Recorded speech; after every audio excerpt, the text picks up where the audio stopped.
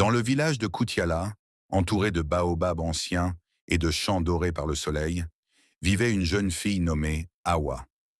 Elle était connue pour sa beauté, mais surtout pour le poids silencieux qu'elle portait dans son regard. Awa n'avait pas toujours vécu ainsi.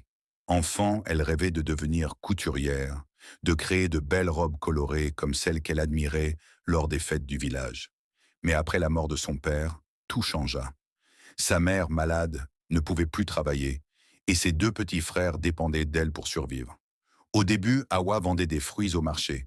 Elle travaillait du matin au soir, mais cela ne suffisait pas. Les dettes s'accumulaient, et la faim devenait une visiteuse quotidienne. Un soir, une femme du village voisin lui parla d'un travail facile en ville. Awa comprit vite de quoi il s'agissait, et refusa. Mais le lendemain, ses frères pleuraient de faim. Alors elle partit. Les mois passèrent. Awa envoyait de l'argent à sa famille, et sa maison reprenait vie. Sa mère recevait des soins, ses frères retournaient à l'école. Mais chaque fois qu'elle revenait au village, elle sentait les regards changer. Certains chuchotaient, d'autres la fuyaient. Même ses anciennes amies ne lui parlaient plus comme avant. Un jour, alors qu'elle s'asseyait seule près du grand baobab, un vieil homme du village, respecté pour sa sagesse, vint s'asseoir à côté d'elle. « Pourquoi pleures-tu, Awa ?» demanda-t-il doucement.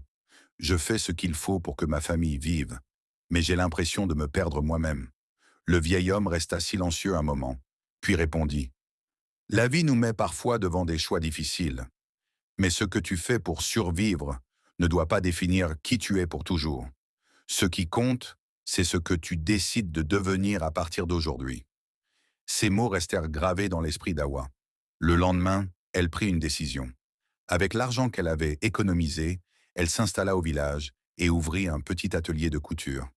Les débuts furent difficiles. Les clients se faisaient rares, mais elle persévéra. Petit à petit, les femmes du village commencèrent à venir. D'abord par nécessité, puis par confiance. Awa travaillait avec soin, et ses créations étaient belles. Son atelier devint un lieu vivant, rempli de couleurs et de rires. Les regards changèrent. Pas tous, mais suffisamment. Des années plus tard, Awa formait de jeunes filles du village, leur apprenant un métier et leur montrant qu'il existe toujours un chemin, même après les choix les plus difficiles. Leçon de vie. La vie peut nous pousser à faire des choses que nous n'aurions jamais imaginées, mais aucune situation ne nous condamne à rester la même personne. Ce ne sont pas nos erreurs ou nos sacrifices qui nous définissent, mais notre capacité à nous relever, à changer et à construire quelque